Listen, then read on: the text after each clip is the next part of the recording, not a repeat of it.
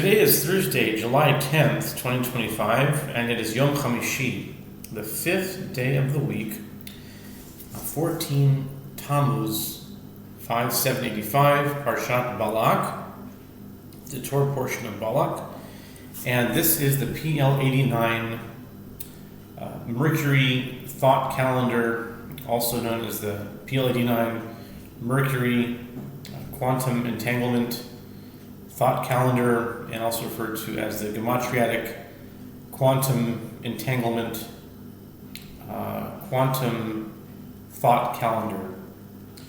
And there's other names as well. And it's a Gematriatic calendar that combines both solar and lunar calendars together.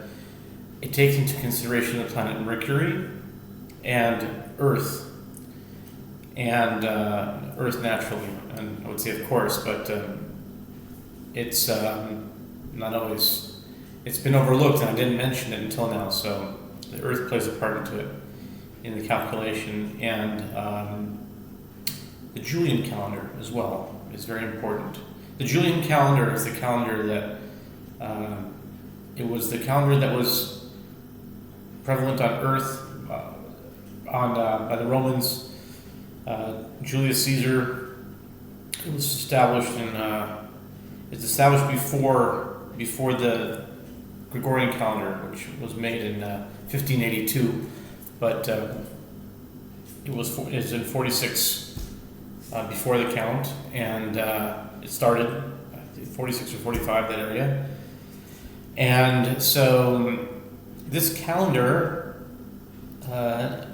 is started in 2012, and I shared a brief story of how 430, the number 430 has a numerical value, is the word for Gula Shlema, the complete redemption, and 430 also is the word Bisparim, which means numbers, and that the implication is that mathematics plays a role in the redemption. And in 2012, my tax return was exactly $430, right around the time, maybe it was a month or two after, or around that time, within a few months, of when that original papal bull known as Intergravissimas was issued by Pope Gregory XIII in February 24th of 1582, and which was exactly 430 years from 2012 when I started this calendar. So think about 1582, add 430, it brings you to 2012, and it was within months after this papal bull, which gave us the calendar that we have today. The calendar that we have today, known as the Gregorian calendar, and in this calendar it's referenced as the sun. It's just known as the sun because it's a solar calendar, 365 days, and the lunar calendar is the Hebrew calendar that we have, that was established by Hillel the Lesser, the younger, or Hillel the Lesser, I forgot the name exactly, but in maybe 300 something, and so this is 358, I think. But anyway, I'd like to share a few things, as I've been sharing every day, about this calendar. What it is, it combines, like I said before, it combines the solar calendar, which is our Gregorian calendar, and the lunar calendar, and the Julian calendar. So every day has a box number, and the way the numbers came to be on this the way it is based on a passage in the book of Leviticus, chapter 25, verse 20, regarding the Shemitah, the sabbatical year. And that can be explained at a different time. But today, on the solar calendar, on the Gregorian calendar, which would be July 10th, it's going to be on box number 35. And what's interesting about this calendar is that since Mercury, the reason why it's the Mercury Thought Calendar is because it's based on the rotation, the orbit of planet Mercury, which is approximately a quarter of the Earth's year, which means that it takes, according to published data, 87.9691, I think it is, which is about 88 days, which basically is like 3 months. So this calendar, what you're looking at, is a 3-month period. And the amount of squares that you'll see is 80, and then underneath there's an invisible 10 days. So 80 and 90, that makes up it corresponds to a revolution, an orbit of Mercury. So this is like a whole year of planet Mercury, which is only 90 days of our time. And it's also called a PL-89 because it combines 80 boxes that you see and 90 that you don't see. And it's a gematriatic calendar. It's also a quantum entanglement, but a quantum fusion or synergy calendar. It actually combines the ideas to make them harmonize. And so today we're on box 35, and 35 is always the 10th day of every month. That is the cardinal months. If you're somewhat familiar with astrology, you'll recognize that term cardinal. It just means, it has an equivalent in Hebrew astrology. It just means the first month of every season, which is known as a tekufa. And the tekufas in the Hebrew year are tekufas Tishrei, which is Rosh Hashanah, that starts the fall season, and then tekufas Teves, which starts the winter. Then tekufas Nisan, which starts the spring, of course, and the tekufa that we're in right now, which is tekufa of Tammuz, which is the summer. And if it's in one of those cardinal months, meaning if it was October 10th, or if it was Tishrei 10th, or if it was January 10th, or if it was Teves 10, or if it was Nisan 10, or April 10th, or July 10th, which is today, or July 10th today, or Tammuz 10, it's going to be on box number 35. And why is that interesting? Because when you see July 10th, you're going to immediately equate that with Tishrei 10. But what is Tishrei the 10th? Tishrei the 10th is Yom Kippur, 10 Tishrei. So, 10th of Tishrei, 35. Now, one of the rules of the boxes is that when you see 35, you read it backwards and forwards. Permutations, this is the saying of this calendar, is that permutations are not only permissible, but they're preferable. Because permutations are not good when you're quantifying something. If something costs $5.99, you don't have to pay $9.95. If you pay $9.95, you're paying too much. If something costs $9.95, you're not going to get it for $5.99. So permutations are not good when it comes to pricing or metrics of that sort, or weighing or things like that. But when it comes to identity and connecting, permutations are very important because it identifies a common trait, and yet it's acknowledging the difference. It acknowledges that $5.99 is indeed not $9.95. But if they were colors, they would look very similar. That's the idea behind permutations, and that's how they're used in this calendar, because you're trying to locate ideas. In this case, 35 is 53 backwards, and 53 backwards is a chapter number in the book of Isaiah 53, which talks about forgiveness of sins and taking the penalty for sins. And we on Yom Kippur, we ask for atonement of our sins. So it happens to be that this past Yom Kippur, I was reading Isaiah 53, not during the davening time, but like in between break time or whatever. So what's interesting is that you look at 35 here, and then you go a couple of boxes down. The rule is that every box can be connected with the next one. But normally I wouldn't say that 2 boxes down is connected to this box. But today, I'm saying that because today is the 12th of the box number 12 on a different count system. Because Yom Kippur this year was October 12th. So you see it goes 35, and then 3. That's one box. Okay, and then that is next to 12. And the reason there have to be a few points in order to connect these 3 boxes. If you want to do a cuboid, that goes without saying it's connected, but you need special reasons, like special permission, to connect a 3-part cuboid, which is a rectangle that contains 3 boxes. But here there are sufficient reasons, because number 1, there are 12 verses in the book of in Isaiah chapter 53. And there are many things in the book, and if you go to Isaiah chapter 35, which is 53 reversed, there are certain words that are the same as 53. It has to do with dry land, or who will believe, who will hear. And then in Isaiah 35 it says, then the eyes will be open and the ears will be, the lame will walk, the eyes will see. And it's like parallels hearing and seeing. And there's other words I can't remember right now, but I'll look through it. What's interesting is there's another reason that 35 is 10. Because in Isaiah 35 there are 10 verses.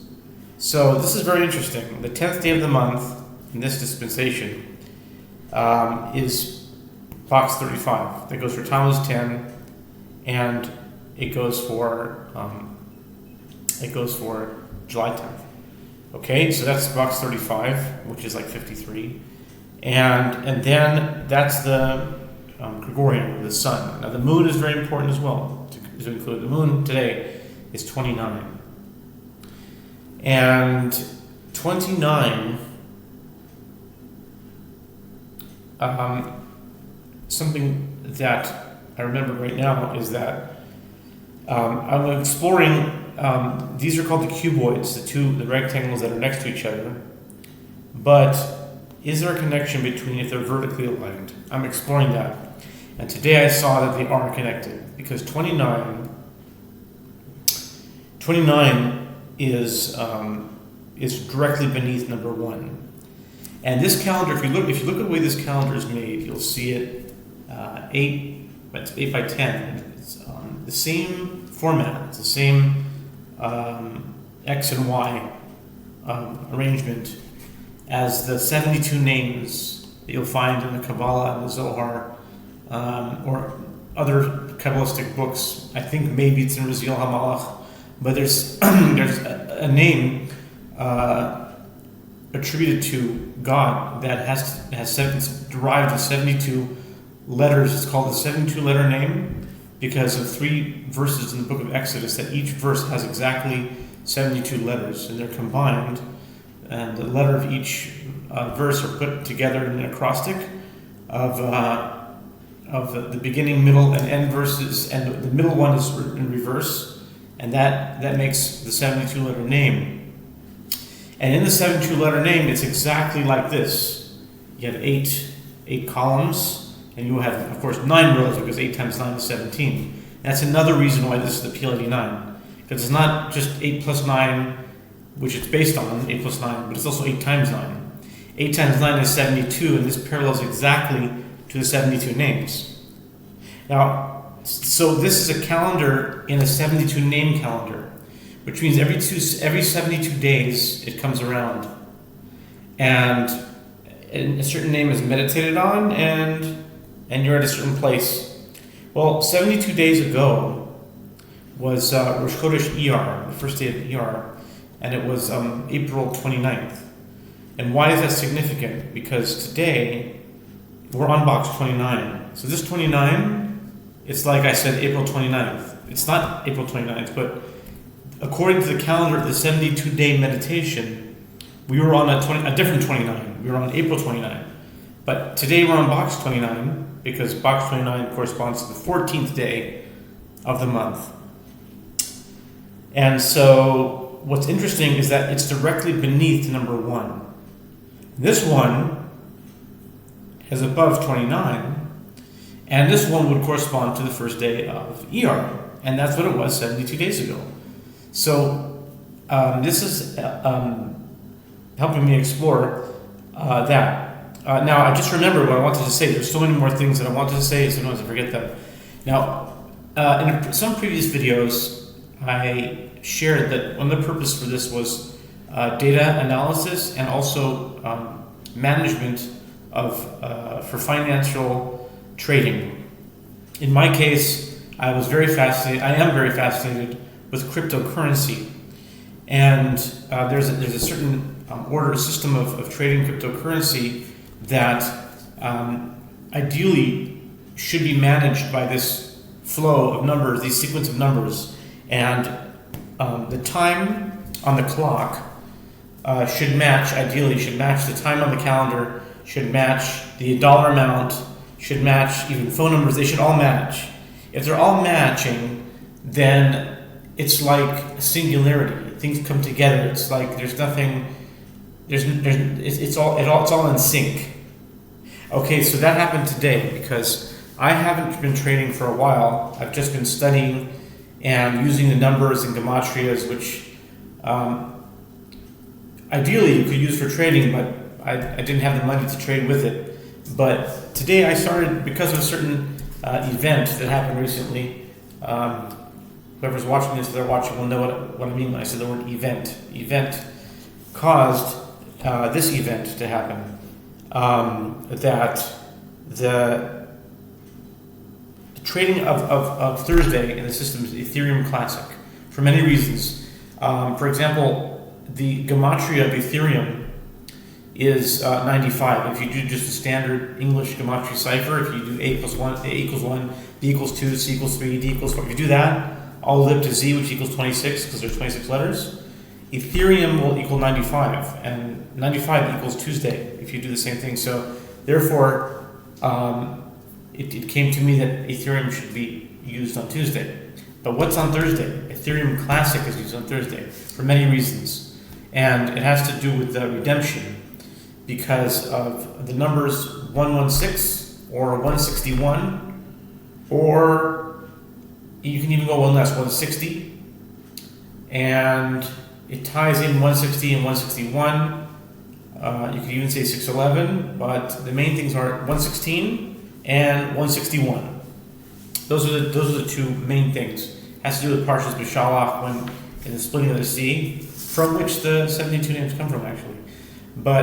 And there's also something to do with 116 Yovils, Jubilee years until the redemption. So that has to, but Ethereum Classic actually has a numerical value of 161, which is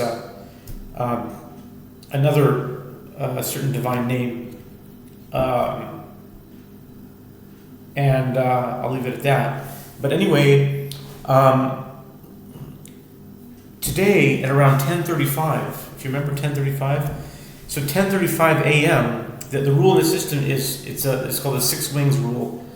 The Six Wings rule, it comes from a verse in the book of Isaiah, chapter 6. It's interesting that I think it's 6. Yeah, pretty sure it's 6, where he sees the heavenly vision, and each angel had 6 wings, and so that gave the idea of the 6 permutations of every 3-digit number, like 1, 2, 3 has 6 different combinations. Like it's 1, 2, 3, 1, 3, 2, 2, 1, 3, 2, 3, 1, 3, 1, 2, and 3, 2, 1. That's the 6 wings of each number. They fly if you use all of the permutations. And I've heard in the past, Rabbi Yitzhak Ginsburg, he lived and be well, he gave a teaching about, I think it was attributed to the Baal Shem Tov, and the 3-digit combinations, permutations, to know the gematria of each 3-digit, 3-letter, to do all 6 permutations. So that applies, the 6-wing rule applies to the minutes as well. If we are in 312 right now, and I want to say this before I forget, because 312, if you look here, is 312. Okay, and this week is Parshas Balak. This whole week is Balak, but Balak equals 132.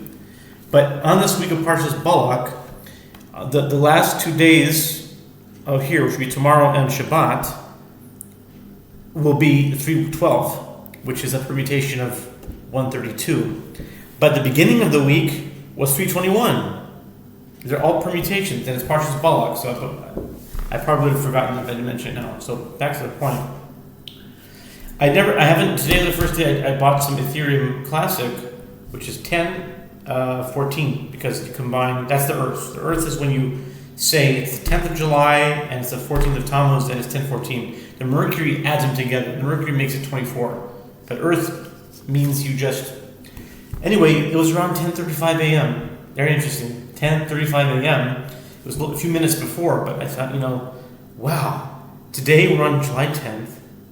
By the way, when Joshua said to the moon, the sun, stop, it was in Joshua chapter 10. Just wanted to mention that also, which is attributed to the third day of Tammuz, which is actually right next to here. See this cuboid? 35 is next to 3. So the third day of Tammuz is attributed to the 10. The 35 is 10, which is Joshua chapter 10. And so today is July 10th. That's why I'm saying that. But it's July 10th.